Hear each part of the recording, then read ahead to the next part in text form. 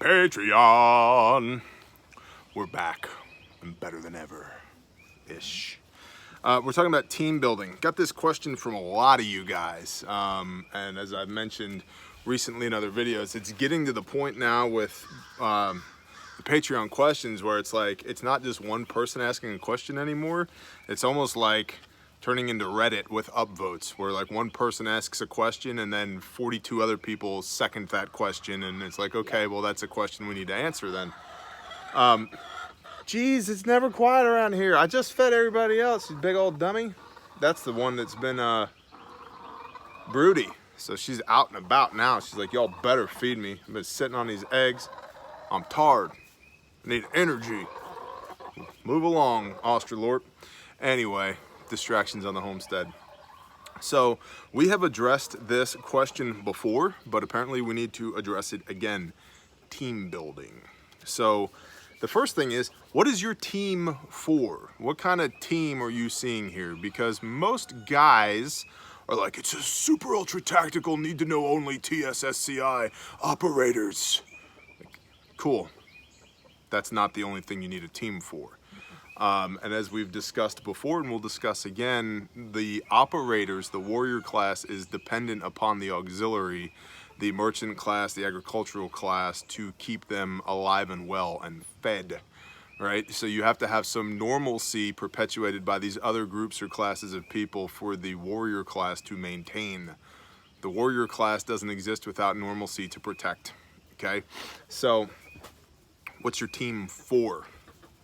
And is it a MAG, a mutual assistance group, where people aren't necessarily living up next to each other, but you guys can get to and fro to come assist each other as needed? Is it a tribe where you guys do live close together or close-ish together and get all up in each other's lives? Is it just maybe it's a crisis response team? We got one of them. We got several, actually. It sounds like a toddler. Is that a toddler? Cool. So, you found something, Mom? What is that? That's a kitty. It's a kitty? Okay. So, it's a matter of what kind of team are you trying to develop, and then really, you know, is it a tribe or a MAG or a community? What are you looking to do here? So, that's really important to understand first and foremost. What kind of team? What do you want it to do, right? Get that going first. And then, who are you going to invite into the team? Like, why are they there? What are you looking for? I made this mistake with NTX MAG, the North Texas Mutual Assistance Group, where I invited a bunch of people who had great resumes on paper, but they didn't want to be there. Or if they did want to be there, they weren't near as bought in as we were. Right, it was like a half. Yeah, they wanted to play the game. And we're like, to them it was a hobby. To us, it's a lifestyle. Right, and so be careful who you recruit and why. And so if you are a lifestyle person recruiting hobbyists, understand that there's going to be some differences in opinion and conviction between you and everybody else in your group. You know, we were like, yeah, North Texas is a stepping stone to this. And they're like, yeah, we just want to hang out and drink beer and barbecue and talk about guns. I'm like, well, these are two different things. Because I'll hang out and barbecue and drink beer and talk about guns here, not in my backyard in North Texas. So the next thing, like I'm saying, it's a dating process. Who are you bringing in to your group? Be careful that you're not just recruiting people because of their resume. You need to get along with people. And you need to understand that people come and go, man. Nothing is permanent. Everything is temporary. Everything is for a time. So you may have people that are there forever. You may have people that are just passing through, and you're probably going to have far more people that just pass through than you are people who are there forever. Yeah. Thoughts? Agreed. Absolutely agreed. And it's not only what they can bring to you, but what you're going to provide as well. Good point. Like, I think that's kind of one of the issues is people focus on others more than they focus on themselves first.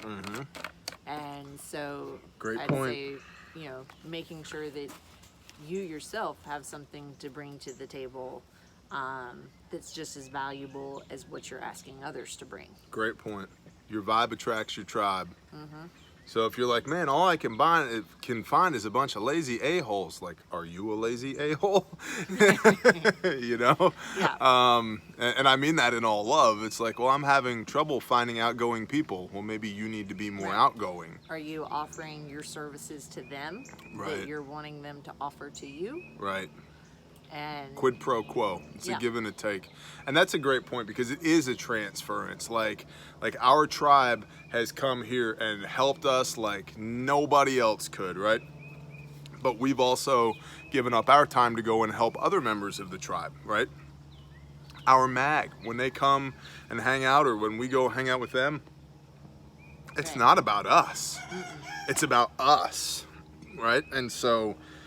And I think you guys get that, which is I think why these questions about team building are coming up. But it's about how can I help you, right? So that when I need help, and this is real practical tactical, it's very much so I want to help you out of my own heart because that's who I am, but also understanding that it should never be a question of if I need help, whether or not I'm deserving of help from the tribe or the mag. Right? So it's when I'm needed, I show up. Now, I actually missed a work day with the tribe, which I'm not happy about, but we had family in town and it was the Sunday before Memorial Day and it just wasn't working. I don't like it, but that's the case. But in all the months, if not a year now, I've missed one work day, right? So, okay, cool. One that I knew of, there's a couple that nobody told me about, and I was like, bro, y'all are doing work without me? WTF, man. Like, I'm a worker bee. Like, let's work. But the point is, like, when I need them, if I ring that bell, and we don't abuse the ringing of that bell, there should be no question in anybody's mind or heart that, yeah, they are deserving of help because they go out of their way to help us. And that's the thing. When everybody's giving more than they're getting, you get literally more than the total of the parts, right? The total adds up to more than the sum of the people that are in it. So everybody gives more than they get, and then you develop this thing that has a life of its own. You were spot on with that. It's not about us, it's about us, the tribe, and what can we do to help, and giving of yourself. So, and then And some people have a hard time with that. Like, they have a hard time asking for help. Yep. So I think it's also like part of the tribe's responsibility to see a need Amen. and Just say, hey, we're gonna hit that. right. Yep. That's a great point. That's a really great point. Yeah, I love it.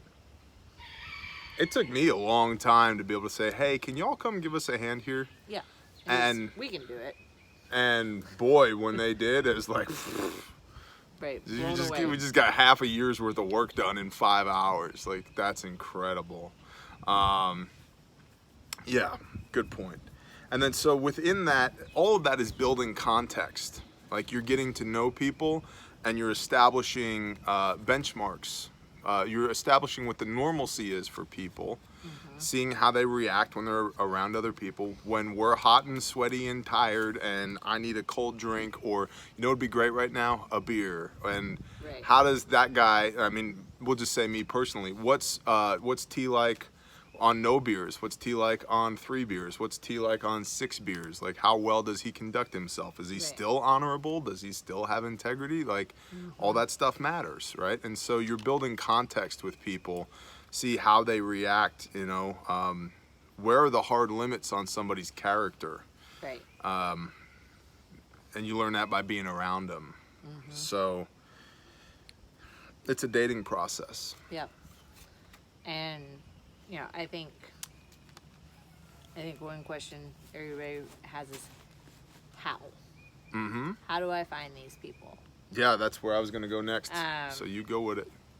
I mean, I know I've seen personally several people on community page have posted the state that they're in,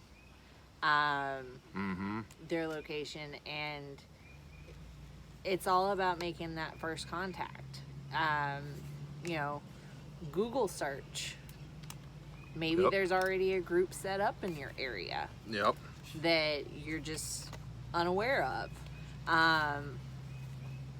You know, search all the outlets. Search Facebook. Search Google. Search, you know, Patreon, maybe. Yeah. But you can find the people, and then it's just, and if you don't, start your own Yep.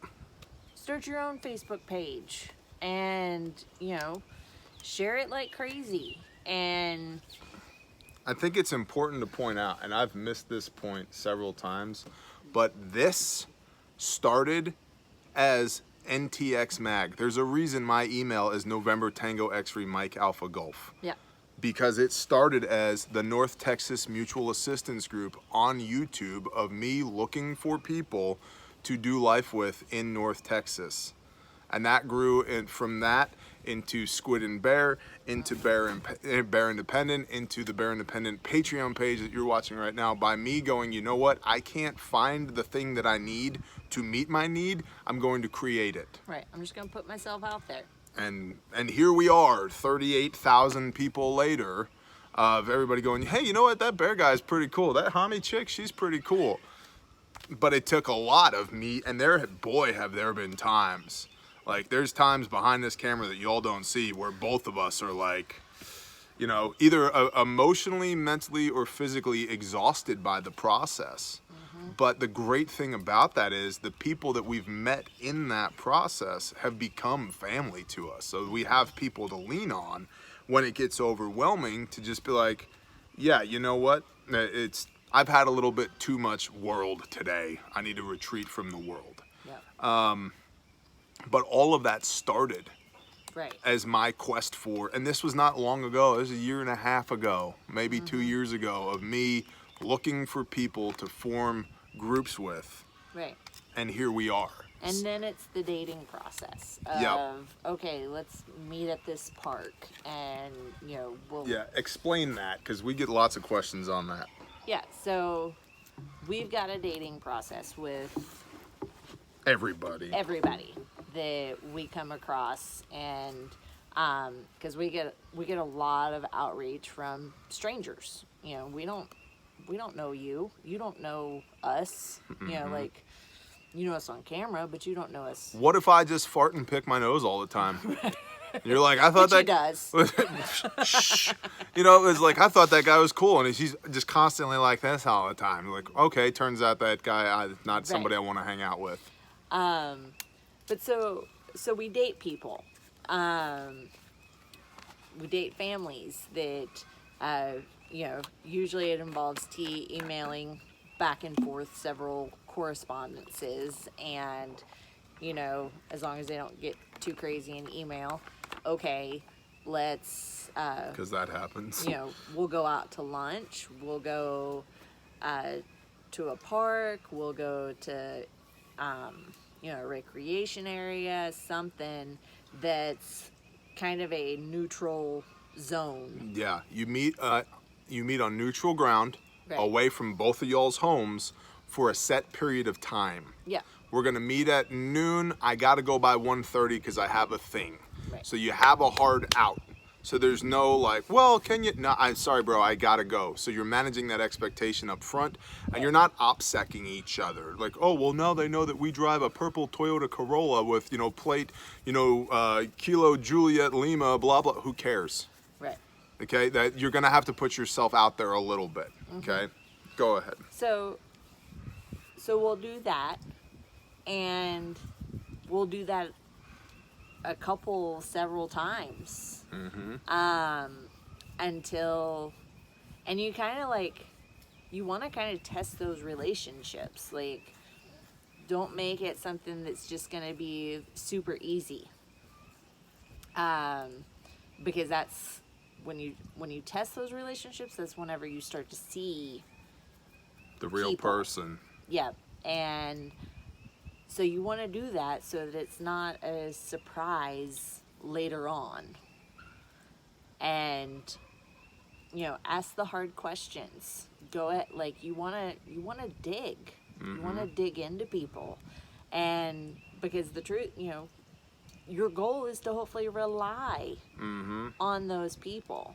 Which is something so many people are scared about, of being reliant on somebody else. Right. And that's why it's a huge part of positions of strength is I don't ever want to be dependent on somebody else, but if everybody around me is good because I'm super good, boy, I've got a bunch of people that I could rely on if I need to, Yeah. right? And that's getting back to putting more in than you take out so that the whole becomes more powerful than the sum of its parts. Yep. Exactly. But then once you get kind of past that dating area, you can, that's when you set up for like the homestead meets. Like, Well, yeah. hey, I've got a chicken coop to build. You want to come out and help me? Couple of things I would add. Number one, meet the whole family. Yeah.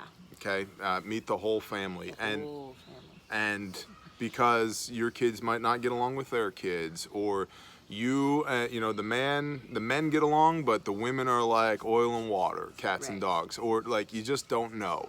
So meet the whole family and try and meet together on days where you're like, you know what? I'm a little pissy today.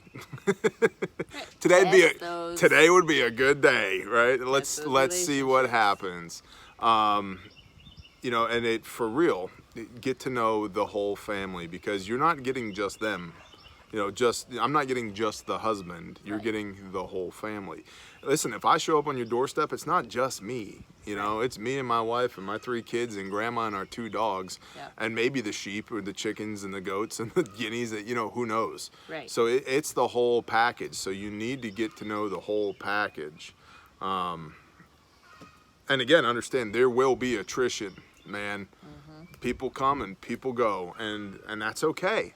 Everything's for a time. That's okay. And it's like, well, what happens if I put a lot of effort into these people who are only here for a period of time and then they leave? What we should all hope for is when they leave, they go out into the world and make the world a better, stronger place. And so Right. now they're operating from a position of strength elsewhere, right? And so ultimately, as the broader community, we're all getting stronger, so that you have that ripple effect from you to them out to their community and so forth and so on. Right. So again, it's not about you, and it's not about me, it's not about Hami, it's about the interaction between the two of us. So yeah, dating is really important. It's legitimate dating, getting to know somebody, and then, like you said, inviting them on property Right. for work days, and that develops trust with people, right? And the other thing there that a lot of people are like, well, I don't want them seeing everything I have. I'm telling you, and I mean this dead serious, my pastor, who's like one of my best friends and business partner, we do life together, he doesn't know 10% of what we have, and I don't know 10% of what he has, and I'm not losing a moment of sleep over it. Okay, like, we know that we are both squared away. Other than that, it's nobody's business unless I choose to make it somebody's business. And here's the real deal. If I don't know what you have and where it is, there's not a person on earth who can torture me or put a gun against my head or leverage my knowledge against you, because I don't know. Right. And you don't know either. That's called compartmentalization. So we verify the bare minimum necessities as to what somebody needs. And for us, that's basically, you need food and you need line gear and bug out bags. And then beside that, like, and I'm a big proponent of, you should be able to work 2 pieces of equipment, a firearm and a shovel. Like, everything else, man, we'll figure it out. Everything else, we'll figure it out. But you don't have to, and I ran into this, and I actually, when I was building NTX Mag, I actually was emailing back and forth with Pastor Joe before, I didn't know the man from Adam and he didn't know me. And he was absolutely right that I was too close to the problem. And he's like, look, man, not everybody needs to know everything. I'm like, you're exactly right. Because there's so much OPSEC, bro. It's like, good, use OPSEC. Trust but verify. Make sure they have the things that they say they have, whatever your minimum are. Daddy. What, baby? You got me Tums? That's so nice of you. Thank you. So you need to verify that they have the things they say they do and they can do the things they say they do. But other than that, man, everything else is compartmentalization. I would also say to this, you need to know what's non-negotiable. What are your hard lines in the sand? What are your deal breakers? And like I said, our benchmarks for barrier to entry is line gear, bobs, and a year's worth of food. Okay, like that's what you need. Just because I can't afford to feed you my food if you don't have your own food.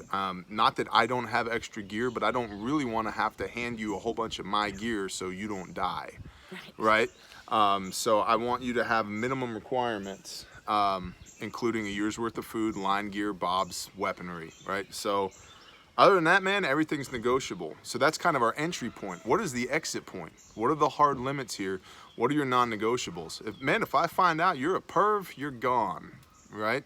If I can't trust you, you're gone. And so you need to figure out for yourself, what's the exit strategy here? How do we deal with people like that? And the fact of the matter is, most of us need to get better at having hard conversations. Right. I have said to many a person, looked them in the eye and said, this is probably the last conversation we're gonna have. Being okay with being an a-hole. Yeah. Like, in certain situations, it is required. Because it's you, it's your family or Right. them. Good. Take a hard stance for your family, but know where those lines in the sand are now. What is non-negotiable? Listen, we just won't have, or we'll say, hey, listen, I know you like to have a cold beer at the end of the day, but we will not tolerate drunkenness. You're drunk all the time. That's dangerous. That's a liability. Okay. Right? Things like that. What are your hard stops? Cool. You got anything to add to that? No. Directive 1, determine the role that the team will fill. Like I said before, what kind of team are you trying to build? Right? That matters. The purpose. Yeah, what's the purpose behind the team? Is it a mutual assistance group? Is it a tribe? And they are different. Is it, an outreach group? Is it community service? What are you trying to do? You have to know what the team's purpose is in order to fill in everything else. Directive 2, start the process of determining your deal breakers and your preferred characteristics. What are those hard limits? What do you want people to have? What do you want people to be like? And I get a prime example of this is, I get the question all the time, what are the differences between our tribe and our mag? Short answer, everybody in our tribe is a Torah observant Christian who is a prepper. Every single one of them. Mag, not the case. And it doesn't matter in the mag. I'm not like, well, hold on a minute. Put your hand upon the scriptures and swear that you're always going to wear your tzitzit and not eat things with paws. Like, there's none of that. It's, listen, man, we can agree to get along, right? As long as you meet some basic tenets, that's the core difference between our tribe and our mag. And I love all of them. I don't care. I mean, you guys have seen the videos with our mag. I'm happy to sit down and break bread with these people. I love them, okay? But there's no requirement of that in the mag. But again, your vibe attracts your tribe. So we have a bunch of conservative Christian people in our mag because that's what we put out there, right? So directive 2, start the process of determining your deal breakers and your preferred characteristics. And then directive 3 is start dating. Just start doing it. Just do it. Just do it. You got anything to add? Good video, babe. We should probably go do the things. Yes. Pay attention to these small children. All right. Shalom, Patreon. Thanks for being here. Bye.